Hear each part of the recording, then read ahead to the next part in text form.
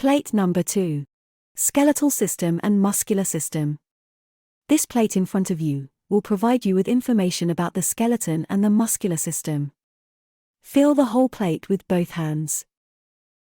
On the left half of the plate, on an oval surface of light and dark grey color, the figure of a human being is shown in such a way that you can feel its muscles on the right half of the figure and its skeleton on the left half. On the right side of the plate, you will find a long white bone that is cut open in the middle, and underneath the bone you will feel a circular area with a protruding middle part, about which we will tell you more in a moment. In the bottom right corner, you will find a frame with a QR code inside. You can scan it with your mobile phone and listen to the descriptive text about this plate whenever you like. Let us start with the left half of the plate, where you will find the oval area with the relief of the figure of a man. As you have already noticed, the figure is represented in such a way that you can feel its muscles on the right half and its skeleton on the left half. You can separate these two halves and, as you explore one half, you can use your fingers to mentally trace the other half, which would complement the body symmetrically. Let's start with the left half of the oval surface and the human figure. The skeleton is part of the so-called locomotor system. It helps to keep the body upright and protects the organs. It is made up of hard bones that contain minerals. Calcium and phosphorus are stored in the bones. There are more than 200 bones in the human body. They can be long, short, flat, air-filled and irregular. An example of a long bone, which forms the bones of the extremities, can be found on the right side of the plate. At its ends you can feel the joints, between which the main part of the bone is located.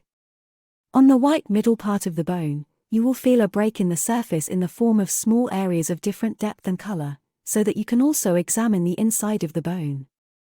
Periosteum is on the surface of the bone and helps the bone grow wider. The periosteum is full of nerves and blood vessels. When a bone is struck or fractured, it is the periosteum that hurts, not the bone. Beneath the periosteum you will feel a deeper yellow area, which is already the actual bone tissue. Within is the marrow cavity, which is filled with bone marrow and is shown in red. Now trace the circular area with the raised center at the bottom of the plate. This is the image of a cut bone.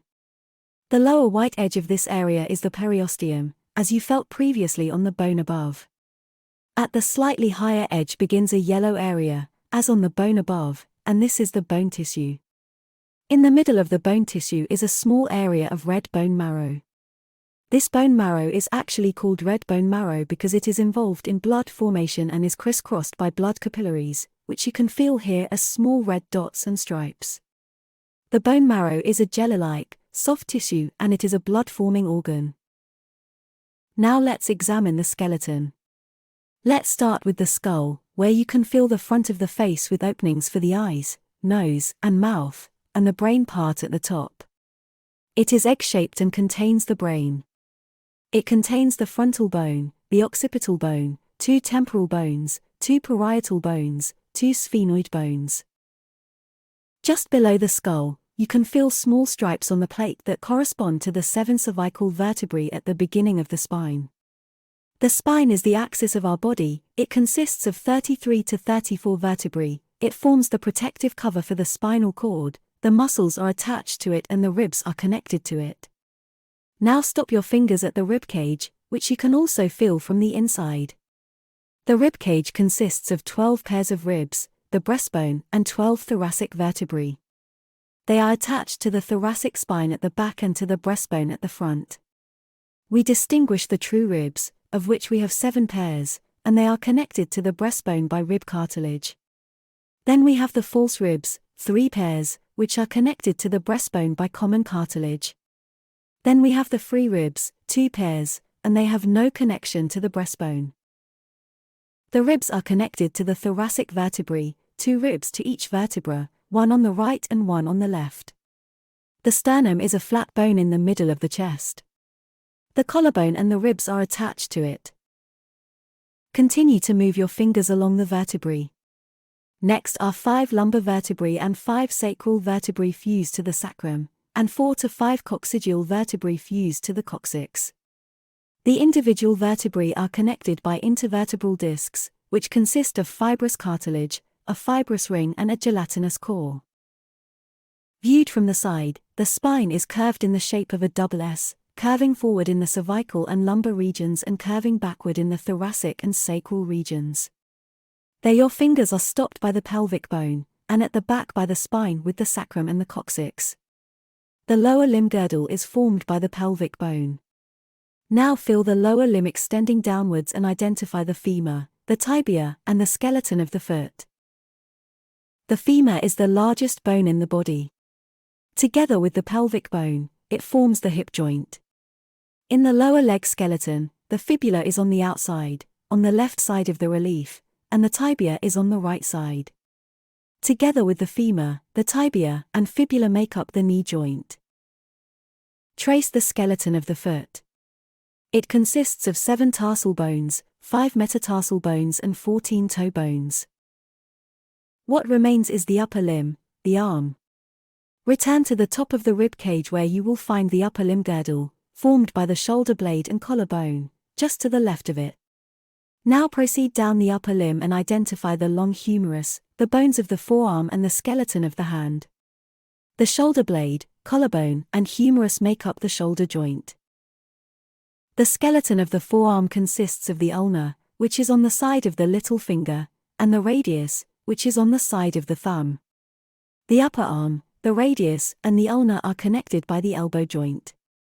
Also scan the skeleton of the hand. It consists of 8 carpal bones, 5 metacarpal bones and 14 phalanges. Just as the left half of the skeleton of the figure on the plate is connected to the right half with the muscles, the bones are connected by muscles that make our body and its parts move. So, let's continue with the right half of the relief and turn our attention to the muscles. The basic function of a muscle is to contract and expand, i.e. to change its length. The muscles work in pairs so that one muscle is always shortened and the opposite muscle is always stretched. For example, if the biceps at the front of the arm is contracted, the triceps at the back of the arm must be stretched and vice versa. According to their shape, we classify muscles as flat, long, short and circular. Depending on their function, we divide the muscles into extensors and flexors, tighteners and pullers and rotators. Depending on where they are located, we distinguish between the muscles of the head and neck, the muscles of the trunk and the muscles of the limbs. The muscle is attached to the bone by a tendon. Let us start with the head, where we distinguish between the muscles for the mimic and chewing. You are already touching the entire face, because the mimic muscles form the basis of the face, express our moods and feelings, and are involved in speech. The masticatory muscles move the lower jaw and help us chew our food. At the back of the neck you feel the muscles of the neck, which move head and neck. The muscles of the head and the neck include, for example, the forehead muscle, the temple muscle, the head turner or head nodder muscle and the trapezius muscle. Under the neck, feel the large smooth area of the pectoral muscle. Then feel the horizontal intercostal muscles, 3 areas of the straight abdominal muscle, which are shown in the form of bins one below the other, then next to them vertically the oblique abdominal muscle. The trunk muscles also include the broad back muscle, the diaphragm, which is the main breathing muscle. The muscles of the trunk are located on the chest, back and abdomen and help us to breathe and keep the body upright, whether we are sitting or standing. Let us now turn our attention to the lower limbs. On the thigh, from the front, you can feel the four-headed muscle of the thigh, the sartorius, which is the longest muscle in the human body, and which spirals around the front of the thigh, becomes a tendon, pulls diagonally to the inner edge of the shin bone, and makes it possible to move the knee joint. At the back of the thigh is the two-headed thigh muscle, to which the gluteus maximus is attached. On the lower limb, below the knee from behind, is the three-headed calf muscle, the strongest muscle of the human calves, which is attached to the heel by the Achilles tendon. What remains are the muscles of the upper limb. At the top of the figure's arm, in addition to the large smooth area representing the large pectoral muscle, you will feel the area of the shoulder muscle that covers the top of the figure's arm, then the two-headed shoulder muscle at the front of the arm, and the muscles of the forearm and fingers. This also includes the three-headed shoulder muscle at the back of the arm. The function of the muscles of the upper and lower limbs is to move the limb and enable walking, running, self-care, writing, and similar activities. After long periods of exertion, the muscles can tire and run out of energy because the blood vessels fail to remove waste products and deliver new nutrients rapidly enough. This is also known as muscle soreness, which will pass with a little rest and energy supply. However, if a cramp occurs, which is when a muscle contracts painfully for a longer period of time, it should be alternately relaxed and tensed. A cramp can occur for no particular reason, but it can also be a sign of a possible illness. A cramp can be particularly dangerous when swimming. You probably can guess why.